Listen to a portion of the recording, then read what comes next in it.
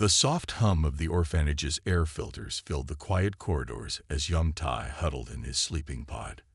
His crystalline patches cast gentle blue light across the metallic walls, creating patterns that danced when he moved.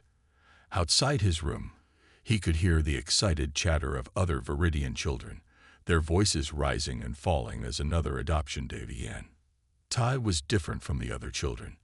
Where their exoskeletons were smooth and perfect, his was marked by patches of crystal that grew beneath the surface. These patches weren't just visible. They glowed with an inner light that changed with his emotions. Right now, they pulsed with a dim, sad blue as he listened to footsteps approaching his door. The orphanage itself was a massive structure, reaching high into Viridia's purple sky. Its walls were designed to withstand the planet's frequent magnetic storms, and its windows were tinted to filter out the harsh light of the twin suns. Tai's room was on the 3rd floor, where the special needs children lived. The caretakers called it the medical wing, but everyone knew it was where they kept the children who were different. Miss Leary, one of the caretakers, poked her head into his room. Her 6 fingers drummed nervously on the doorframe as she spoke. "Tai, dear, there's another family here to see the children. Would you like to come out?" Her antenna twitched as she waited for his response, betraying her discomfort. Tai shook his head, causing ripples of light to cascade across his skin. He had learned long ago that coming out only led to disappointment. The visiting families always had the same reaction. First curiosity, then shock when they saw his medical chart, and finally that careful politeness as they made excuses to move on. Through his window, Tai watched the magnetic storms paint ribbons of color across the sky. Sometimes, he pretended the storms were like him, beautiful but feared, powerful but misunderstood. The other children avoided him during play hours, worried that touching his crystalline patches might make them catch his condition. The day dragged on, marked by the regular sounds of the orphanage. The meal bell, the study period chimes, the software of cleaning drones moving through the halls. Tai spent his time reading about Earth on his datapad. He was fascinated by their crystals, diamonds, quartz, amethyst, all celebrated for their beauty. On Earth, it seemed, being different wasn't always bad. During afternoon recreation, Tai ventured to the playground dome. The artificial gravity was set slightly lower than normal, allowing the children to jump higher and play longer. He found his usual spot in the corner, where the shadow of the equipment hid his glow. From here, he could watch the others play without making them uncomfortable. A younger child, new to the orphanage, wandered near his hiding spot. Her eyes widened when she saw his crystalline patches glowing in the shadows. But before she could run away, Tai made his patches pulse with warm, friendly colors, yellow, pink, and gentle green. The little girl giggled, fascinated by the display. For a brief moment, Tai felt hope flutter in his chest, but then one of the caretakers hurried over, scooping up the young girl and hurrying away while throwing worried glances over her shoulder. Tai's patches dimmed to their saddest blue. That evening, as the twin suns set and cast long shadows through the windows, Tai heard the caretakers talking outside his room. They were discussing his latest medical results. The crystallization was spreading, albeit slowly. One voice suggested transferring him to a specialized facility, while another argued for keeping him where he's comfortable. Tai pulled his blanket over his head, but the glow of his patches made it impossible to truly hide. In the darkness of his pod, he wondered if there was anyone in the galaxy who would see his crystals and think them beautiful instead of broken. The medical charts said his condition was rare. Only 1 in a million Viridians were born this way. Most didn't survive their first year. Tai had made it to age 8, but sometimes he wondered if survival was enough. As night fell and the orphanage grew quiet, Tai crept to his window. The magnetic storms had passed, leaving a clear view of the stars. Somewhere out there, he thought, there must be a place where being different wasn't wrong. His patches glowed a little brighter at the thought, creating a constellation of their own on his skin. He pulled out his datapad again, returning to his research about Earth. Humans were strange creatures. They came in different colors, sizes, and shapes, yet they all belonged together. They even kept crystals in their homes and wore them as decorations. Maybe someday, Ta dreamed, he would meet a human who wouldn't be afraid to touch his crystalline skin or flinch from his glowing patches. Until then, he would wait in his pod during visiting hours, counting the stars and dreaming of a day when someone would see him as more than just another broken child in the medical wing. His patches pulsed softly with a new color, a gentle purple that spoke of hope, small but stubborn, refusing to die even in the darkest corners of the intergalactic orphanage on planet Viridia. The twin suns of Viridia cast long shadows through the tall windows of the orphanage as Hae-Young's shuttle landed on the visitors' platform. Her Earth Federation uniform stood out among the flowing robes of the Viridian staff who came to greet her. The mission was supposed to be a routine diplomatic visit, check on the facilities, file a report, and move on to the next assignment. But Hae-Young had always believed that the best diplomacy happened in quiet moments, not formal meetings. The head caretaker, Administrator Vel, led her through the main halls, antenna twitching with pride as she showed off their advanced learning centers and recreation areas. "We have the highest adoption rate in this sector," Vel explained, her six-fingered hands gesturing at charts on the walls. "Our children are all perfectly suited for integration into proper Viridian families." Hae-Young noticed how the administrator emphasized the word perfectly and made a mental note. Her years in diplomatic service had taught her to listen for the words people chose carefully. "And what about children who might need extra care?" she asked, keeping her tone casual. Vel's antenna drooped slightly. "We have a special wing for such cases, but visitors rarely request to see it." "I'd like to," Hae-Young said firmly, but with a gentle smile. The administrator's hesitation was brief but noticeable before she changed direction, leading them toward a quieter part of the complex. The medical wing was different from the rest of the orphanage. The walls were a sterile white instead of the warm colors elsewhere, and the doors were spaced farther apart. As they walked, Hae-Young noticed something unusual, a soft blue glow coming from one of the darkened rooms. "What's in there?" she asked, already moving toward the door before Vel could stop her. "That's just Tata's room," Vel said quickly. "He prefers to stay in during visiting hours. His condition makes other children uncomfortable." Hae-Young paused at the doorway, her eyes adjusting to the darkness. In the corner, she could see the source of the blue light, a small figure curled up in a sleeping pod, his skin glowing with patches of crystal that pulsed gently like a heartbeat.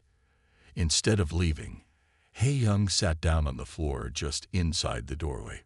She could hear Vel's confused protest, but she held up a hand politely. "I'll catch up with you shortly," she said, her diplomatic training making the dismissal clear but courteous. Once alone with the hiding child, Hae-Young began to speak softly. "You know, on Earth, we have these huge bodies of water called oceans," she said, not looking directly at the pod, but keeping her voice warm and interested. "When the sun hits them just right, they sparkle like your skin does. Some people travel thousands of miles just to see that sparkle."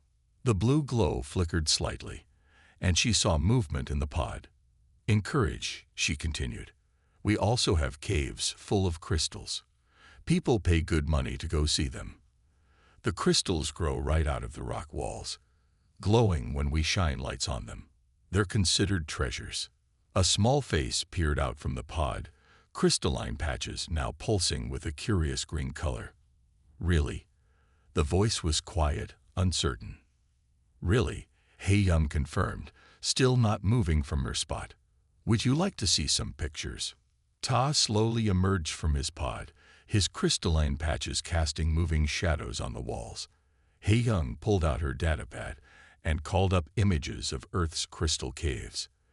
As she showed them to him, she noticed how his own crystals seemed to mirror the colors in the pictures. "Can you control the colors?" she asked, genuinely fascinated. Ta nodded shyly. "Sometimes they change with how I feel." As if to demonstrate, his patches shifted through a rainbow of soft colors. "That's amazing," Hae-Young said. and meant it. On Earth, we have these things called mood rings that change color with temperature, but they're just toys. Your crystals are real magic. The patches flared bright gold for a moment. Happiness, hey young guest, before dimming again as Ty remembered his situation. The doctors say they'll keep spreading, he said quietly. That's why nobody wants me. Hey Young felt something in her heart crack at those words. She'd seen many things in her diplomatic career. Wars, peace treaties, trade agreements, but nothing had prepared her for the simple tragedy of a child believing he was unwanted because he was different. Would you like to know a secret? She asked, pulling up more images on her datapad. On Earth, being different isn't a bad thing. We celebrate it. Some of our most famous and loved people were different in ways that others didn't understand at first. Tom moved closer, his crystalline patches now glowing with a steady, interested purple. As Hey Young showed him more images of Earth, its diverse people, its natural wonders, its celebration of unique beauty, she made a decision that would change both their lives forever. She wouldn't file a routine report and move on. She couldn't. Sometimes, she realized, the most important diplomatic missions weren't about treaties or trade deals. Sometimes they were about showing a child that being different could be beautiful, and that somewhere in the vast galaxy there was a place where his light would be celebrated, not hidden away. As the twin suns began to set, casting the room in deep purple shadows, Taz crystals glowed brighter than ever, reflecting in Hey Young's eyes like the promise of a new dawn. The administrative chamber of the Viridian Orphanage complex buzzed with nervous energy as Hey Young stood before the adoption board. 5 officials sat behind a curved desk, their antennae twitching in synchronized discomfort as they reviewed her request. The morning light from the twin suns streamed through the tall windows, casting double shadows across the polished floor.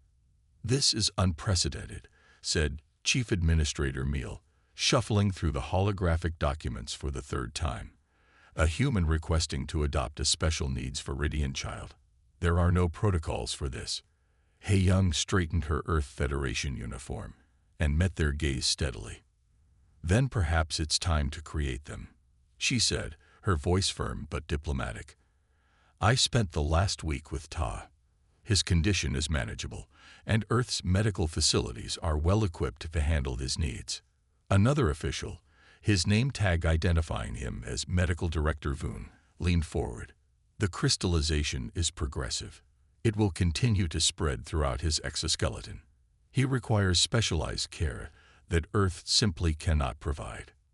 Hey Young activated her own holographic display, projecting images of Earth's advanced cynological medical centers. "Our facilities have successfully treated dozens of different species with genetic variations. We've made breakthrough advances in crystal-based biological systems." The official's antenna twitched more rapidly, a sign of agitation that Hey Young had learned to recognize. "But the child is..." Medical Director Voon paused, searching for a diplomatic word. "Defective," another official finished bluntly. "It would be irresponsible to send him off-world." Hey Young's fingers tightened slightly on her datapad, but her voice remained calm. "On Earth, we don't use terms like defective to describe any sentient being. Taz's crystalline condition makes him unique, not broken. Our medical scans show that the crystallization patterns actually enhance certain neural functions." This caught their attention. Chief Administrator Meal's antenna straightened with interest. "Enhance? How?" Hey Young projected new data onto the screen.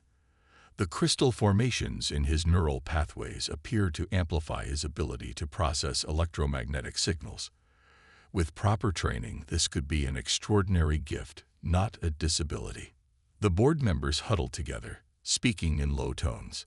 Hey Young waited patiently, thinking of Ta sitting in his room, his crystals probably pulsing with anxiety as he waited for news. "There are still regulations," the legal official finally spoke up.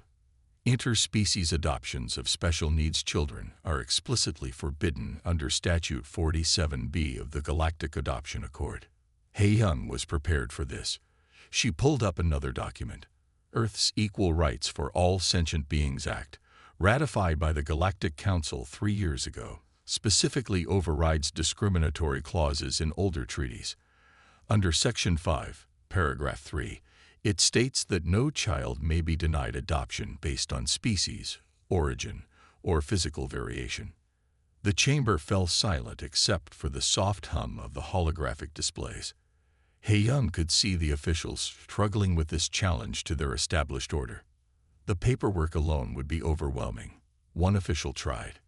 "I've already prepared all necessary documentation," He-Young responded, sending another set of files to their displays, including medical transfer protocols, educational plans, and cultural integration programs. "The child has never left Viridia," another protested. "The adjustment would be too difficult, which is why I've arranged for a 6-month transition period," He-Young countered. During this time, Ta would gradually acclimate to Earth's environment while maintaining contact with his familiar caretakers. As the officials continued to raise objections, only to find them already addressed in He-Young's meticulous planning, word of the unusual proceedings spread through the orphanage. Other diplomats and officials began to gather outside the chamber, curious about this unprecedented case. Finally, Chief Administrator Meal raised his hands for silence. "This request will need to be referred to the Galactic Council. The implications are too far-reaching for us to decide alone." He-Young nodded, having expected this. "I understand. In the meantime, I request temporary guardianship of Tai to begin the transition process." The officials looked at each other helplessly, their antennae drooping in resignation. They knew that denying this reasonable request would look bad in front of the gathering crowd of diplomatic observers. "Granted," Chief Administrator Meal said finally, "but this is temporary, pending the Council's decision." He-Young bowed slightly, hiding her smile. She knew that once Ta began to thrive under proper care and attention, it would be impossible for anyone to argue against making the arrangement permanent. As she left the chamber, she could hear the excited whispers of the gathered diplomats. This case would set a precedent, she knew, one that could open doors for other children across the galaxy who had been labeled as defective simply for being different.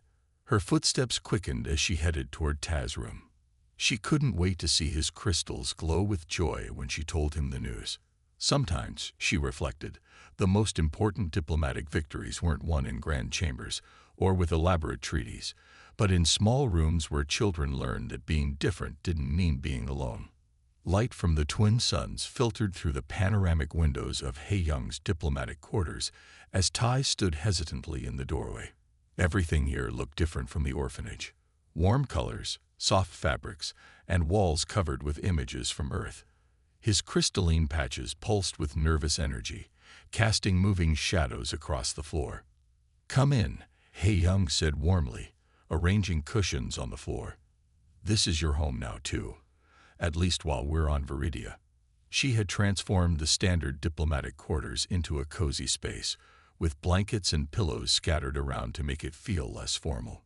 Tai took small steps into the room, his patches dimming as he tried to make himself less noticeable, a habit formed from years of trying to hide his glow. But He-Young noticed and did something unexpected. She dimmed the room's lights. "Now we can see your beautiful colors better," she said, smiling. "Look how they paint patterns on the walls." Taz stared at her, then at the walls where his crystal light created shifting designs. Nobody had ever wanted to see his glow before. His patches flickered with surprise, creating ripples of light across the room. He-Young pulled out something from a drawer, a simple Earth game called Marbles. The glass spheres caught and reflected his crystal light, scattering tiny rainbows around the room. "Want to learn how to play?" she asked, rolling one marble across the floor. Day by day, Ta began to relax in his new environment. He-Young never rushed him, never forced him to do anything he wasn't comfortable with. When his patches flared bright with anxiety, she would sit quietly and tell him stories about Earth until he calmed down. When they dimmed with sadness, she would show him new pictures of Earth's crystal caves and geological wonders. One morning, while they were having breakfast, Young spilled her drink and made a silly face about it. Without thinking, Ta laughed, a sound he hadn't made in years. His patches exploded with bright, joyful colors, lighting up the entire room like a festival.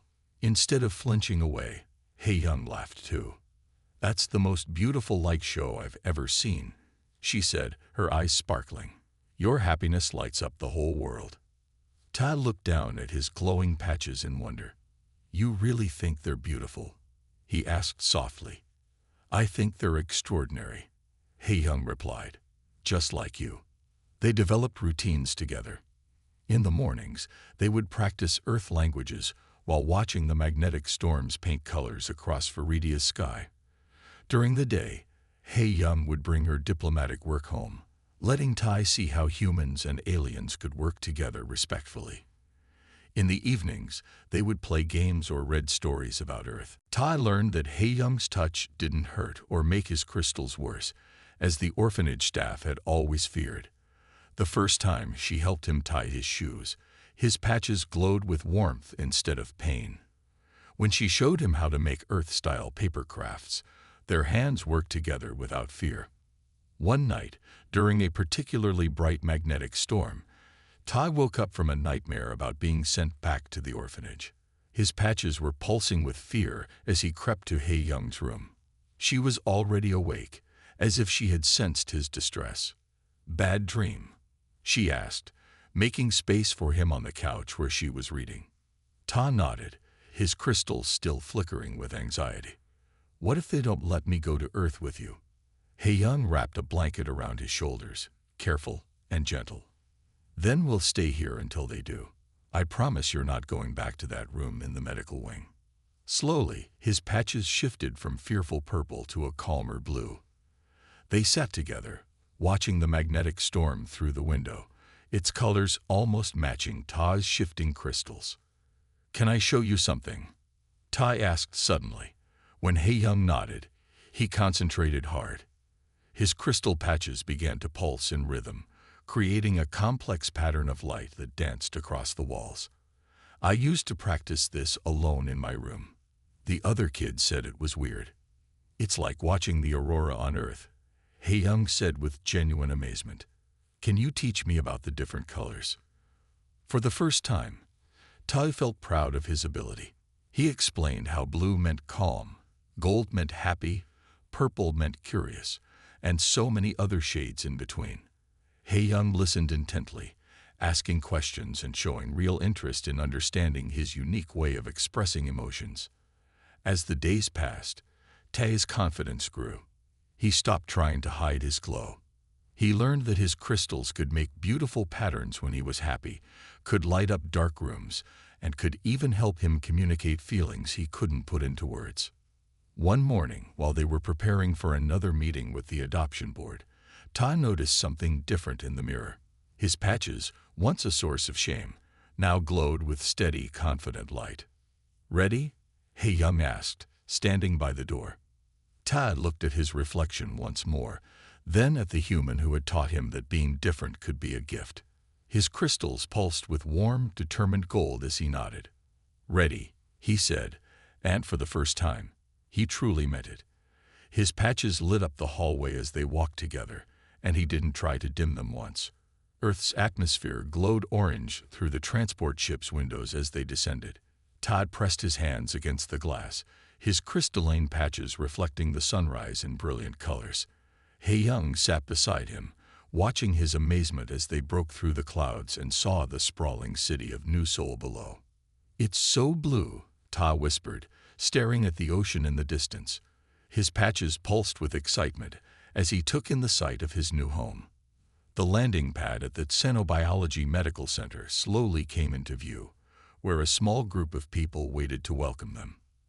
As they stepped off the ship, Ta noticed something strange. His crystals, which had always felt slightly uncomfortable on Viridia, seemed to hum pleasantly under Earth's magnetic field. The sensation was new but not unpleasant, like a gentle song under his skin. Dr. Kim, the head of Xenobiology, approached them first. Unlike the doctors on Viridia, she didn't wear protective gear or keep her distance. Instead, she knelt down to Ta's level, her eyes bright with interest. "Welcome to Earth, Ta," she said warmly. "Would you mind if I took some readings? Your crystals are doing something fascinating with our magnetic field." Ta looked up at Young, who nodded encouragingly. He held out his arm, and Dr. Kim ran a small scanner over his patches. The device chirped happily. "Extraordinary," she exclaimed. "The crystalline structures are actually absorbing and processing Earth's magnetic field. This could explain why your condition was more unstable on Viridia. Their magnetic field is much more chaotic." Before Tai could process this information, an elderly woman pushed through the small crowd. "Enough science for now," she declared, opening her arms wide. "Let me see my grandson." Young laughed. "Tai, this is your grandmother, Jai-yun. Mom, please don't overwhelm him." But Jai-yun was already examining Ta's patches with delighted interest. "Look at these patterns, just like the frost on my garden windows in winter. So beautiful." Her enthusiasm made Ta's crystals glow brighter, shifting to a warm golden color. The next few days were filled with medical checks and settling into their new home. The doctors were amazed by how Ta's crystals responded to Earth's environment. Instead of spreading randomly as they had on Viridia, they were growing in elegant, symmetrical patterns. A week later came the biggest challenge, his first day at the local school. Young had chosen a school experienced with alien students, but Tai was still nervous as they walked through the gates. His patches were dim with anxiety until they reached his classroom. The teacher, Mrs. Park, had prepared the class. Instead of stares or whispers, Tai was met with curious but friendly faces. During introduction time, a small human girl raised her hand. "Can you make them glow different colors?" she asked excitedly. Ta nodded and demonstrated, letting his patches shift through a rainbow of colors. The class broke into delighted applause, making his crystals flash bright gold with happiness. At lunch, children gathered around his table, not to tease but to ask questions. A boy named Min showed Ta his collection of earth crystals. Another student, Lisa, told him about her cousin who had scales that changed color like a chameleon. "Different is normal here," she explained, sharing her sandwich with him. After school, grandmother Jai-yun waited with Young at the gates. She had brought homemade cookies and couldn't wait to hear about his day. As they walked home, Tae realized something amazing. No one had asked him to dim his glow or hide his patches once. That evening, as they sat in their garden watching the sunset, Young noticed Ta's patches glowing with a new color she hadn't seen before. A soft, peaceful white like moonlight. "I think that means you're happy," she said softly. Ta nodded. "The crystals feel different here, like they're finally right, and nobody thinks they're wrong or scary." The next few weeks brought more discoveries. In science class, Ta learned that his crystals could detect changes in weather before they happened. During art class, he found he could create beautiful light patterns that his classmates used as inspiration for their paintings. Grandmother Jai-yun became his most enthusiastic supporter. She hung crystals in her windows so rainbows would dance across the rooms, matching Ta's glow. She learned which colors meant he was hungry or tired or excited, and she always seemed to know exactly what he needed. 1 month after their arrival, during a checkup at the medical center, Dr. Kim showed them the latest scans. "The crystal growth has stabilized completely," she announced proudly. "Earth's magnetic field seems to be exactly what Tae's system needed. He's not just surviving here, he's thriving." That night, as Young tucked him into bed, Tae's patches glowed with all the colors of happiness he knew. "Is this really home now?" he asked softly. "Forever." Young sat on the edge of his bed, watching the peaceful patterns dance across his skin. "Yes," she answered. "This is your home, and we are your family. Forever." Outside, the stars twinkled in Earth's clear sky, and somewhere in the distance, the ocean sparkled just like Ta's patches. For the first time since his crystals first appeared, Ta fell asleep without trying to dim their glow, knowing he was exactly where he belonged. The message arrived on a quiet Sunday morning while Hae-young and Tai were having breakfast with grandmother Jae-yun. The official Viridian seal flashed urgently on Hae-young's diplomatic tablet, its harsh buzz making Ta's crystals pulse with sudden fear. Hae-young read the message twice, her face growing serious. The Viridian Health Authority was demanding Ta's immediate return, claiming his adoption had been approved without proper medical oversight. They cited concerns about his crystal growth and labeled Earth's environment as potentially harmful to his development. "What's wrong?" Tai asked, his patches dimming to a worried blue. Bits of his breakfast cereal floated forgotten in the bowl. Hae-young reached across the table and took his hand. "The Viridians want you to come back for some medical checks," she said carefully, not wanting to frighten him. "But don't worry. I won't let them take you anywhere." Grandmother Jae-yun stood up, her usual gentle demeanor replaced with fierce determination. "Of course you won't. That child is thriving here. Anyone with eyes can see it." The next few days became a whirlwind of activity. Dr. Kim and her team worked around the clock, compiling medical data showing Ta's remarkable improvement under Earth's magnetic field. His crystal growth had not only stabilized but had developed into symmetrical patterns that actually enhanced his natural abilities. The hearing was scheduled at the Galactic Council's Earth headquarters. As they entered the grand chamber, Tae clutched Hae-young's hand tightly, his crystals pulsing with anxiety. The room was filled with representatives from various species, their curious eyes following the small family. The Viridian medical representative spoke first, his antenna twitching with rehearsed concern. "The child's condition requires specialized care only available on Viridia. Earth's magnetic field could cause unpredictable mutations in his crystal structure." Hae-young stood, her diplomatic training evident in her calm demeanor. She activated a holographic display showing Ta's medical progress over the past months. "These scans tell a different story," she said firmly. "Under Earth's stable magnetic field, Ta's crystal growth has not only stabilized but flourished." Dr. Kim presented her findings next, explaining how Earth's natural magnetic field had created perfect conditions for Ta's unique biology. "What was seen as a defect on Viridia has become a remarkable adaptation here," she explained, showing comparative scans. But it was Ta himself who made the strongest impression. Standing before the council, his crystals glowing with determination, he spoke from his heart. "On Viridia, I had to hide in the dark," he said softly. "Here, I can glow as bright as I want. My crystals don't hurt anymore. I have friends who think they're beautiful. I have a family who loves me." His patches shifted through a rainbow of colors as he spoke, filling the chamber with dancing light. Several council members leaned forward, clearly moved by the display. The Viridian representative persisted. "But the long-term effects." "Let me show you the long-term effects," Hae-young interrupted, her voice strong.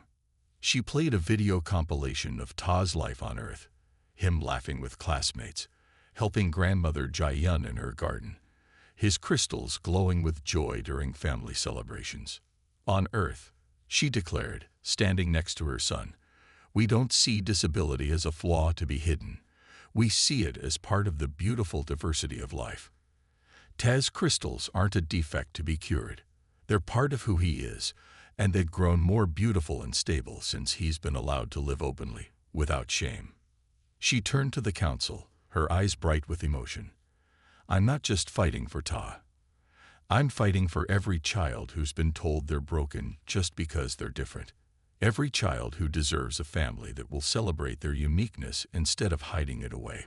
The chamber fell silent except for the soft hum of Ta's crystals, which were now pulsing with a steady, hopeful light. The council members conferred quietly, their discussion lasting what felt like hours. Finally, the head counselor spoke. "The evidence is clear. Not only has Earth provided an environment where the child's condition is stabilized, but it has also given him something equally important: acceptance and love. The petition for his return is denied. The adoption stands." Ta's crystals exploded with joy, filling the chamber with brilliant golden light. Young hugged him tightly as grandmother Jai-yun wiped happy tears from her eyes. Around them, even some of the council members were smiling. As they left the chamber, Tae looked up at his mother. "We won?" he asked, still not quite believing it. Young nodded, her heart full. "We won. You're staying right here where you belong." Outside, the sun was setting over the city, painting the sky in colors that matched Ta's joyful crystals. They walked home together, a family made stronger by the fight they had just won, knowing that sometimes the most important victories are won not through power or politics, but through love and the courage to be exactly who you are. The morning of Ta's high school graduation dawned bright and clear, sunlight streaming through his bedroom window. His graduation robe hung on the door, specially modified to allow his crystalline patches to shine through. As he got dressed, he caught sight of himself in the mirror, no longer the scared child from the orphanage, but a confident young man whose crystals pulsed with pride and excitement. 10 years had transformed not just Ta, but the world around him. After the landmark council ruling in their favor, Earth had become a haven for interspecies adoptions. The halls of his high school now sparkled with children whose differences made them special, scales that shifted color, skin that glowed in the dark, wings that shimmered with starlight. Young stood in the doorway, watching her son adjust his graduation cap. "Ready?" she asked, her eyes bright with unshed tears of joy. "Almost," Tae replied, his crystals glowing gold with happiness. He turned to his desk where a small frame held his acceptance letter to the Earth Institute of Xenogenetic Studies, the most prestigious research center for interspecies medicine. Grandmother Jai-yun bustled in with her camera, still as energetic as ever despite her gray hair. "My grandson, the future doctor. Who would have thought those beautiful crystals would lead you to medicine?" Ta smiled, remembering the day he decided on his future career. It had been during a volunteer session at the same medical center where Dr. Kim had first examined him. A young Andromean child with luminous scales had been crying, afraid of being different. Ta had shown the child his own crystals, explaining how what made them different also made them special. The graduation ceremony was held in the school's open-air amphitheater. As Tai took his place among his classmates, his crystals created dancing patterns of light that matched the excitement in the air. Looking out at the audience, he saw familiar faces. Dr. Kim, who had become a family friend, his teachers who had always encouraged his unique abilities, and most importantly, Young and grandmother Jai-yun, beaming with pride. The valedictorian speech was given by Lisa, his friend from that first day of school years ago. She spoke about diversity and acceptance, citing Ta's case as the moment Earth truly became a leader in interspecies relations. When it was time to receive his diploma, Ta walked across the stage with confidence. His crystals glowed so brightly, they created a natural spotlight, drawing appreciative murmurs from the crowd. Principal Park, who had welcomed him on his first day, shook his hand with genuine warmth. "You've changed this school, Tai," she whispered. "You've changed all of us." After the ceremony, as families gathered for photos, a small Viridian child approached Ta shyly. Her own crystalline patches were just beginning to show, glowing softly under her skin. "Did it hurt when yours grew?" she asked quietly. Ta knelt down to her level, letting his crystals pulse with gentle, reassuring colors. "Not anymore," he answered. "And yours won't either. We know how to help now." The child's mother wiped tears from her eyes. "We moved here because of your story," she explained. "When we heard about a Viridian child whose crystals became beautiful on Earth." Young watched the interaction with pride, remembering the frightened boy she'd found hiding in a dark corner of an orphanage. Now her son stood tall, his difference no longer a source of shame, but a beacon of hope for others. Later that evening, they held a celebration in their garden. Friends and family gathered under strings of lights that complemented Ta's glowing patterns. Dr. Kim raised a toast to his upcoming studies in xenogenetics, while grandmother Jai-yun proudly showed off pictures from every stage of Ta's journey. As the party wound down, Ta found a quiet moment with Young. "Thank you," he said simply, his crystals pulsing with deep love and gratitude. "For what?" she asked, though she knew the answer. "For seeing beauty where others saw brokenness. For fighting for me. For everything." Haeyoung hugged him tightly, remembering all the moments that had led to this one. The scared child in the orphanage, the first laugh that lit up a room, the battles fought and won, the countless small victories that had built his confidence. "You did the hard part," she said softly. "You taught us all that different isn't wrong. It's just a different kind of right." As night fell, the garden glowed with both electric lights and the gentle pulse of Ta's crystals. Tomorrow he would begin preparing for university, taking the first steps toward his dream of helping other children like himself. But tonight, surrounded by love and acceptance, he was simply a son, a grandson, a friend. Proof that family isn't about matching DNA or perfect health, but about hearts that recognize beauty in all its forms. The stars twinkled overhead, matching the rhythm of Ta's crystalline light. Somewhere in the vast galaxy, another child was waiting to be found, waiting to be told that different could be beautiful. And thanks to one boy whose crystals once glowed in darkness, they would find their light too.